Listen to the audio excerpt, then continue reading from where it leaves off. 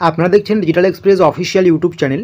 তো আপনারা প্রত্যেকেই জানেন পশ্চিমবঙ্গ সরকারের খুবই গুরুত্বপূর্ণ একটা প্রকল্প রয়েছে, যেটার নাম হচ্ছে বেকার ভাতার প্রকল্প বা যুবশ্রী প্রকল্প। এই প্রকল্পের মাধ্যমে আপনাদের প্রত্যেক মাসে 1500 করে টাকা দেওয়া হয়। তো ইতিমধ্যে কিন্তু আপনারা 4 মাসের টাকা পেয়ে গিয়েছেন, ঠিক আছে, 4 মাসের টাকা পেয়ে গিয়েছেন, আপনাদের প্রত্যেকের ব্যাঙ্ক অ্যাকাউন্টে ঢুকে গিয়েছে বাকি যে টাকাগুলো ছিল। তো আরও যে আপনাদের 2 থেকে 3 মাসের টাকা রয়েছে, সেই টাকা কবে নাগাদ ঢুকবে সেটা কিন্তু আমরা আজকে একটু আলোচনা করব। তার আগে আমি বলবো, এতদিন আপনাদের টাকা ঢুকেনি, কারণ 18 তারিখ পর্যন্ত আপনাদের কিন্তু অ্যানেক্সার 3 ফর্ম সাবমিট প্রক্রিয়া ছিল। যারা আপনারা অ্যানেক্সার 3 ফর্ম সাবমিট করেছেন তারা তো খুব ভালো করেছেন। আর যারা অ্যানেক্সার 3 18 ফেব্রুয়ারির মধ্যে করেননি, আপনাদের জন্য কিন্তু কিছু গুরুত্বপূর্ণ আপডেট রয়েছে। এবং অ্যানেক্সার 3 ফর্ম সাবমিট করার পরে কবে নাগাদ আপনাদের আরও পরবর্তী যে টাকাগুলো বাকি রয়েছে সেই টাকাগুলো ঢুকতে চলছে, সমস্ত কিন্তু A to Z একটা আমরা ডিটেলস তথ্য জানানোর চেষ্টা করছি। তো আপনারা স্ক্রিনে একটু চোখ রাখুন, ঠিক আছে। তো আপনারা দেখতে পাচ্ছেন এই মুহূর্তে আমরা আছি এমপ্লয়মেন্ট ব্যাংকের অফিসিয়াল ওয়েবসাইটে।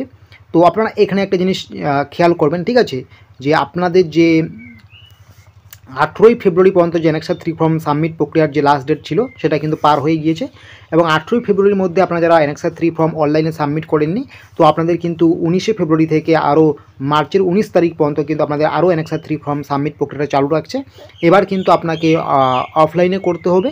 অফলাইনে কিন্তু এটা আপনার যে নিজ জেলা রয়েছে সেই জেলার কিন্তু জেলা শাসক অফিসে গিয়ে কিন্তু আপনাকে এটা জমা করতে হবে, সাথে নির্দিষ্ট যে আপনার ডকুমেন্টস রয়েছে সেই ডকুমেন্টস নিয়ে যেতে হবে, ঠিক আছে।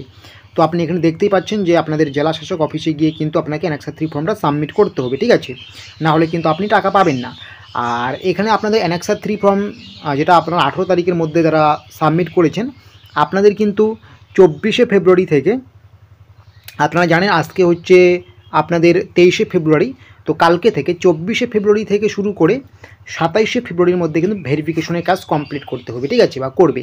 এই এমপ্লয়মেন্ট ব্যাংক যারা আপনারা 18 তারিখের মধ্যে অ্যানেক্সার 3 ফর্ম অনলাইনে সাবমিট করেছেন, তো আপনাদের সাবমিট ফর্ম যেটা হয়েছে সেই ফর্মটা কিন্তু 27শে ফেব্রুয়ারি পর্যন্ত, কিন্তু 24শে ফেব্রুয়ারি থেকে 27শে ফেব্রুয়ারি পর্যন্ত কিন্তু এমপ্লয়মেন্ট ব্যাংক ভেরিফিকেশন করবে যে আপনি ঠিকঠাক করেছেন কিনা, ঠিক আছে। তো 27শে ফেব্রুয়ারি পরে কিন্তু আপনার অবজেকশন লিস্ট বের হবে, যাদের আপনাদের ভুলভ্রান্তি রয়েছে তাদের জন্য কিন্তু সেই লিস্টে নাম তুলে দেওয়া হবে। তখন কিন্তু তাদেরকে আবার ফোন করা হবে, ঠিক আছে, তখন আবার তাদেরকে এমপ্লয়মেন্ট অফিসে যোগাযোগ করতে হবে। তো এটাই হচ্ছে প্রসেস। তো বুঝতেই পারছেন আপনাদের যাদের আরও 2 মাসের বা 3 মাসের টাকা বাকি রয়েছে, তো এই মাসে হয়তো, যেটা আমরা বিভিন্ন জায়গা থেকে তথ্য পাওয়া যাচ্ছে বা যেটা লজিক্যালি বোঝা যাচ্ছে, যে এই ফেব্রুয়ারি মাসে হয়তো কোনো টাকা ঢুকছে না। কেন ঢুকছে না এই ফেব্রুয়ারি মাসে কোনো টাকা? কারণ ফেব্রুয়ারি মাসটা আজকে 23 তারিখ, ঠিক আছে, এটা 28শে ফেব্রুয়ারি, ঠিক আছে, প্রত্যেকেই জানেন।